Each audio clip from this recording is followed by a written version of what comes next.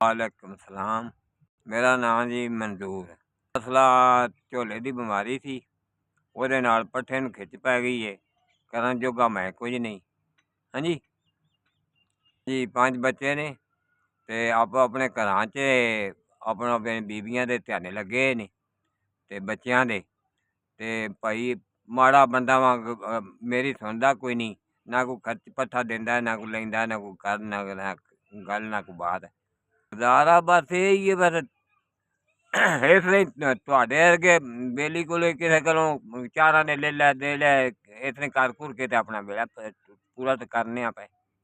ਦਵਾਈ ਉਹਨੇ ਹੁਣ ਬੰਦ ਕੀਤੀ ਤੇ ਵਾਹਵਾ ਚਿਰ ਦੀ ਤੇ ਛੱਡੀ, ਸਿਰਫ ਪੈਸੇ ਕੋਲੋਂ ਖਰਚਾ ਹੁੰਦਾ ਕੋਈ ਨਹੀਂ। ਤੇ ਹੁਣ ਦਵਾਈ ਕਿੱਥੋਂ ਲਈਏ ਭਾਈ? 35 ਸਾਲ ਤੋਂ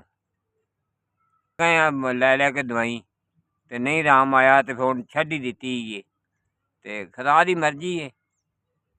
ਤੇ ਭੈਣਾਂ ਭਰਾਵਾਂ ਦੀ ਮਦਦ ਨਾਲ ਹੀ ਲੱਗੇ ਫਿਰਨੇ ਆ। ਬੜੀ ਬੜੀ ਮਿਹਰਬਾਨੀ ਤੇ ਸ਼ੁਕਰੀਆ।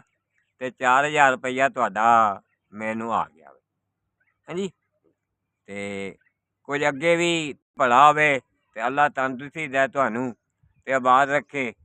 ਤੇ ਆ ਪੈਰਾਂ 'ਚ ਕੋਈ ਆਪਣਾ ਖਰਚਾ ਖੁਰਚਾ ਸਿਗਰਟ ਪਾਣੀ ਲੈ ਲੈਂਦਾ, ਕੋਈ ਜਰਾਬਾਂ ਲੈ ਲੈਂਦਾ, ਕੋਈ ਜੁੱਤੀ ਲੈ ਲੈਂਦਾ, ਕੋਈ ਭੈੜੀ ਮੋਟੀ, ਤੇ ਆਪਣਾ ਠੰਡ ਠੁੰਡੇ ਅੱਲਾ ਤੇ ਖੈਰ ਸਲਾ। ਹਾਂਜੀ, ਕਰਦੇ ਹੋ ਤੁਸੀਂ, ਬਹੁਤ ਅੱਛਾ ਕਰ ਰਹੇ ਹੋ ਮਾੜਿਆਂ ਬੰਦਿਆਂ ਵਾਸਤੇ, ਤੇ ਤੁਹਾਡਾ ਸ਼ੁਕਰੀਆ ਕਰਨੇ ਆ ਅਸੀਂ। ਹਾਂਜੀ, ਵਾਸਤੇ ਵੀ ਭਾਈਆਂ ਵਾਸਤੇ ਸ਼ੁਕਰ ਅਦਾ ਕਰਨੇ ਆ। ਤੁਹਾਡੀ ਕਮਾਈ 'ਚ ਬਰਕਤ ਪਾਏ ਤੇ ਤੰਦਰੁਸਤੀ ਦੇ, ਤੇ ਤੁਹਾਡੇ ਬੱਚਿਆਂ ਦੀ, ਤੁਹਾਡੇ ਮਾਂ ਪਿਓ ਦੀ ਅੱਲਾ ਹਿਫਾਜ਼ਤ ਕਰੇ। ਵੀ ਇਸ ਵਾਲਿਆਂ ਦੀ ਬੜੀ ਮੇਰੀ ਮਿਹਰਬਾਨੀ ਜਿਨ੍ਹਾਂ ਮੈਨੂੰ ਖਰਚਾ ਦਿੱਤਾ ਹੈ।